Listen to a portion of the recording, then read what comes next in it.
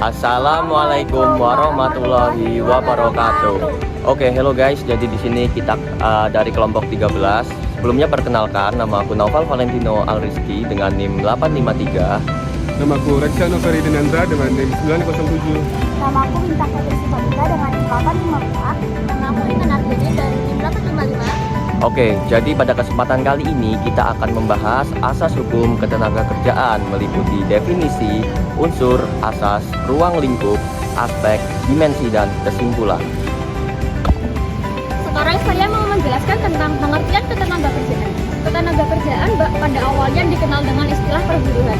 Perburuhan berasal dari kata buruh. Secara etimologis dapat diartikan dengan keadaan memburuh, yaitu keadaan di mana seseorang buruh bekerja pada orang lain.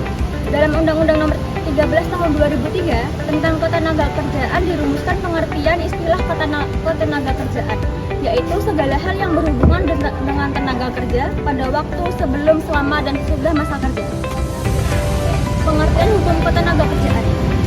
Hukum ketenagakerjaan merupakan aturan yang berkaitan dengan hubungan antara pekerja dan pemberi kerja, atau sering disebut dengan pengusaha.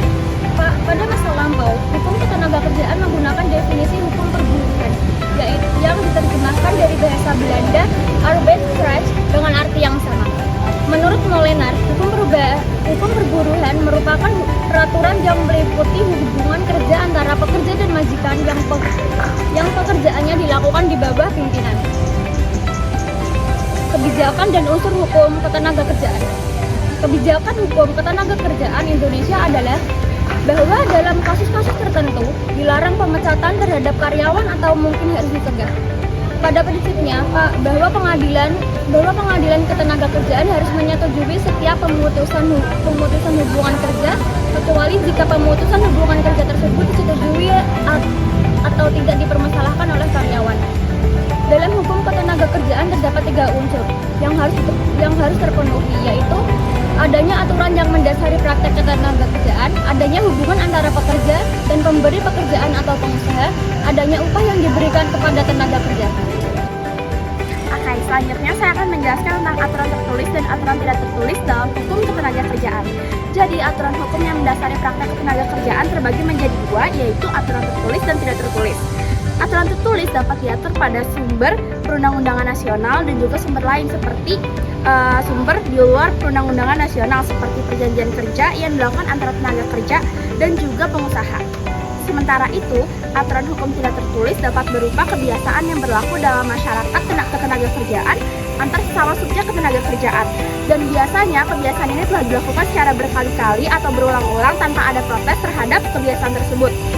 Contohnya, aturan datang tepat waktu ke kantor dan aturan untuk bersifat hormat kepada atasan atau orang yang memiliki pangkat lebih tinggi di dalam aturan di lingkungan kerja. Pelanggaran terhadap kebiasaan tersebut kemudian akan diberikan sanksi karena tidak sesuai dengan kebiasaan yang dianut oleh mayoritas dalam subjek ketenagakerjaan. Jadi di sini saya akan menjelaskan ruang lingkup hukum ketenagakerjaan. Menurut UU Nomor 13 Tahun 2003 tentang ketenagakerjaan dan Kompendium Hukum Ketenagakerjaan, ruang lingkup hukum ketenagakerjaan itu meliputi 4 poin di sini. Yang pertama, sebelum hubungan kerja atau pre-employment, yaitu tentang perencanaan tenaga kerja, pelatihan kerja, serta penempatan kerja. Dan kita memasuki aspek yang kedua, yaitu selama hubungan kerja atau employment relationship. Nah, di sini kita masuk ke perjanjian kerja, upah dan kesejahteraan, waktu kerja dan istirahat, kemudian ada K3 atau keselamatan dan kesehatan kerja, serta sertifikat pekerja dan hubungan industrial. Kemudian kita masuk ke poin yang ketiga, yaitu setelah hubungan kerja atau post employment, yaitu pemutusan hubungan kerja atau PHK, kemudian pesangon dan penghargaan masa kerja, dan yang terakhir adalah jaminan sosial tenaga kerja. Serta poin keempat atau the last point, yaitu pihak-pihak yang terlibat, yaitu yang pertama tentunya pekerja atau buruh, kemudian pengusaha, dan yang ketiga kita tidak bisa lepas dari yang namanya pemerintah. Dan yang terakhir adalah serikat pekerja atau organisasi pengusaha. Selanjutnya saya akan menjelaskan tentang aspek ketenagakerjaan. Aspek ketenagakerjaan memiliki 6 aspek. Yang pertama adalah tenaga kerja. Jadi, tenaga kerja adalah setiap orang yang mampu melakukan pekerjaan untuk menghasilkan barang ataupun jasa untuk memenuhi kebutuhan sendiri maupun kebutuhan pasar di masyarakat. Dalam Undang-Undang Nomor 13 Tahun 2003 Pasal 1 Ayat 3 menyatakan bahwa pekerja atau buruh adalah setiap orang yang bekerja dengan menerima upah.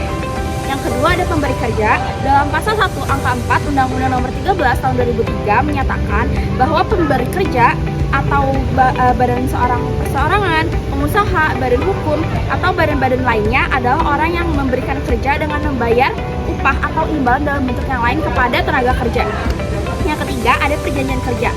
Perjanjian kerja menurut Undang-Undang Nomor 13 Tahun 2003 merupakan suatu perjanjian di mana pihak pekerja atau buruh mengikatkan dirinya untuk bekerja pada pihak tertentu atau pada pihak pemberi kerja untuk selama waktu tertentu dalam periode tertentu. Yang keempat ada hubungan kerja. Jadi hubungan kerja adalah perjanjian tertulis yang berisi komponen-komponen pekerjaan seperti upah, perintah, aturan, larangan, dan masa bekerja, dan sebagainya. Yang kelima ada upah. Berdasarkan Pasal 1 Angka 30 Undang-Undang Nomor 13 Tahun 2003, upah adalah hak pekerja atau buruh yang diterima dalam bentuk uang sebagai imbalan dari pengusaha atau pemberi kerja pada pekerja atau buruh yang ditetapkan dan dibayarkan menurut suatu perjanjian kerja. Jadi upah itu bisa berupa uang atau bisa berupa makanan dan lainnya yang diberikan kepada tenaga kerja oleh pemberi kerja.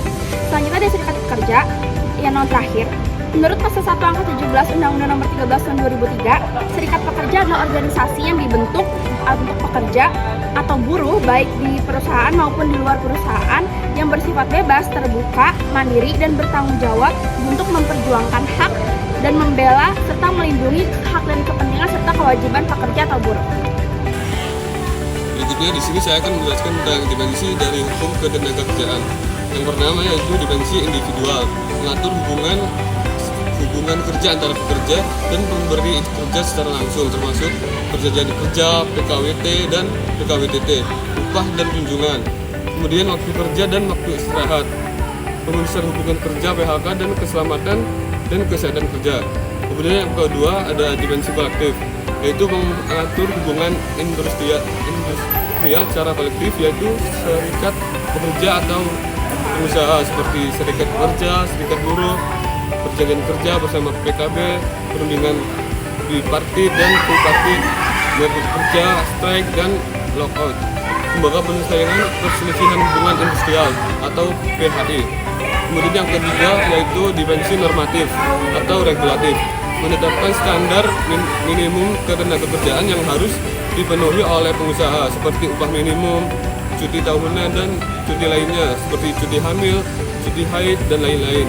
Kemudian perlindungan tenaga kerja, perempuan dan anak, jaminan sosial tenaga kerja, dan BPJS ketenagakerjaan. Untuk selanjutnya yang keempat yaitu dimensi administratif, yaitu mengatur peran pemerintah dan lembaga ketenagakerjaan, termasuk seperti kewajiban pelaporan ketenagakerjaan, pengawasan ketenagakerjaan oleh Disnaker, perizinan penggunaan tenaga kerja asing, mediasi, dan arbitrase dalam konflik ketenagakerjaan.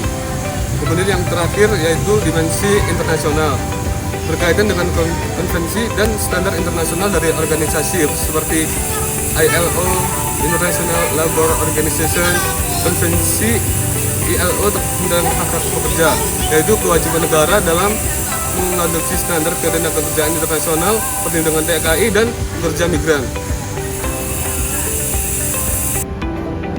Jadi kesimpulan yang bisa kita dapatkan yaitu hukum ketenagakerjaan adalah seperangkat aturan yang mengatur hubungan antara pekerja, pengusaha, dan pemerintah untuk menciptakan keadilan serta kesejahteraan bersama.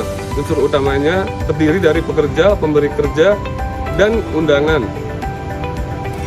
Asas-asas yang mendasarinya meliputi asas keadilan, kemanusiaan, keseimbangan, perlindungan, dan kepastian hukum. Ruang lingkupnya mencakup hubungan kerja, perlindungan tenaga kerja, jaminan sosial, serta penyelesaian perselisihan. Namun, ketenagakerjaan juga memiliki aspek dan dimensi sosial, ekonomi, dan moral yang saling berhubungan dalam menciptakan hubungan kerja yang harmonis. Dengan demikian, hukum ketenagakerjaan berperan penting dalam menjaga keseimbangan antara hak dan kewajiban pekerja maupun pengusaha. Oke, sekian dari kelompok kami. Thank you for your attention. Wassalamualaikum warahmatullahi wabarakatuh.